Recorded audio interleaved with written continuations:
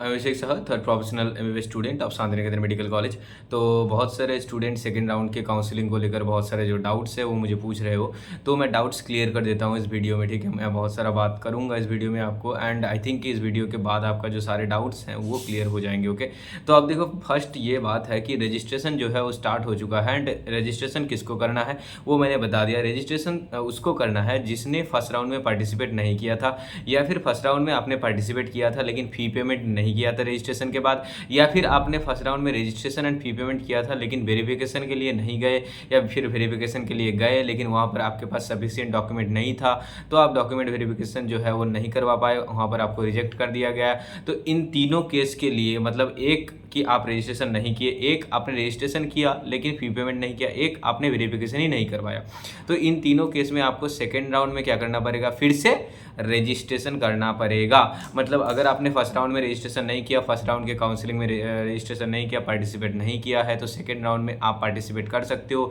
Fresh registration कर सकते हो, फी पेमेंट कर सकते हो, प्रोफाइल लेटर जनरेट होगा। ठीक है, उसके बाद जो है आपका प्रोफाइल, देखो बहुत सारे स्टूडेंट ये गलती करते हैं कि उनका प्रोफाइल लेटर तो जनरेट हो जाता है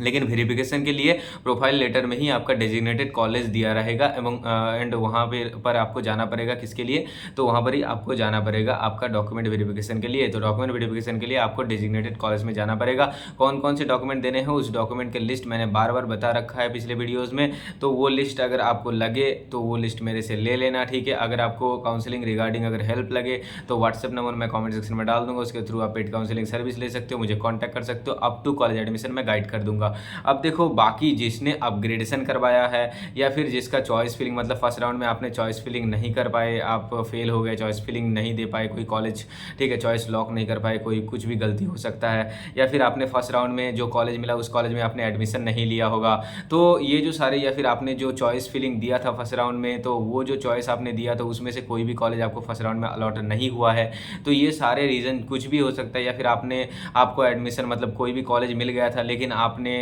कॉलेज में गए लेकिन वहाँ पर आपका डॉक्यूमेंट जो है वो सफिशिएंट नहीं था, या फिर कुछ गलती था, तो आपका वहाँ पर एडमिशन के दौरान आपका जो है तो वहाँ पर आपको घुमा दिया गया, मतलब आपको वहाँ पर एडमिशन नहीं लिया गया। तो ये मतलब सारे जो रीज़न है ना, तो कोई भी रीज़न अगर हो तो आप सेकेंड राउंड में पार्टिसिपेट कर सकते हो, लेकिन सेकेंड राउंड में आपको रजिस्ट्रेशन करना नहीं पड़ेगा, फी पेमेंट नहीं करना नहीं पड़ेगा, आपको डायरेक्ट आप क्या कर सकते हो, चॉइस फिलिंग कर सकते हो। अब देखो,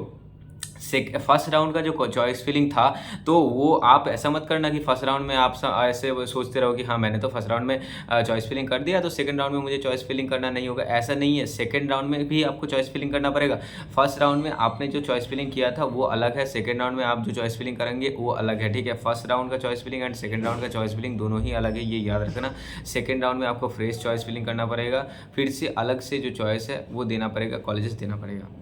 ठीक है।